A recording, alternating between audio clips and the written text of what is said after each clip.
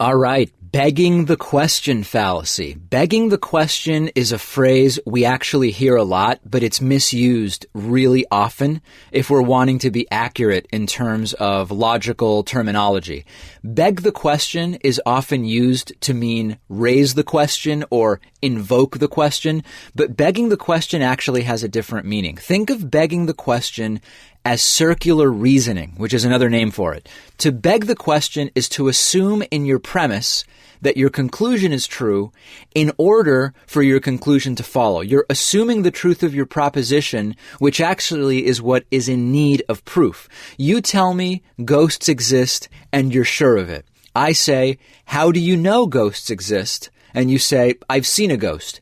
Your premise that you've seen a ghost assumes your conclusion that ghosts exist. In order to remove the fallacy, your argument would need to look more like this. I've seen X. X has been observed and tested and confirmed by credible means to be what we would call a ghost. Therefore, ghosts exist. Or let's look at a different example. How do you know the events described in this 1,000-year-old book actually happened? The book says there were many people who observed what is depicted in the book. The person making the argument assumes in their premise that the events in the book are true, which is also their conclusion. We should not grant an assumption in a premise if the premise is meant to be a means of proving that exact same assumption. That's where we get the circle. Evidence to support the assumption at some point needs to be introduced. People will often beg the question by being sneaky and rewording the conclusion in order to make it seem different from the assumption made in the premise. Fiscal conservatism makes the most sense because it's the most logical and coherent economic philosophy.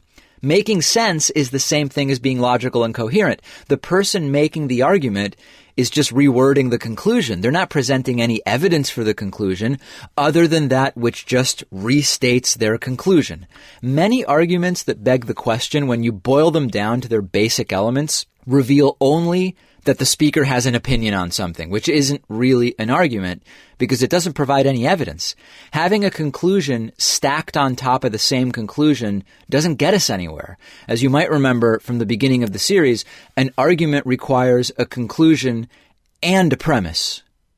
This mini-series is made possible in part by Hover. When you're setting up your website, there are a few important things to keep in mind. First, keep all of your domains in the same place. You won't have to jump around to different places to keep everything in order. And if you need to update them, you can do it all at once in the same place. Second, keep your hosting and your domain separate. If something ever goes wrong with your web host and you need to find a new one and you've registered your domain with your host, transferring your domain can be a huge time-consuming and confusing hassle.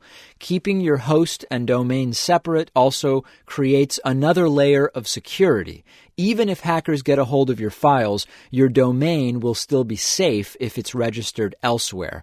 This is what's great about Hover, which is a fantastic domain hosting service that makes all of this possible.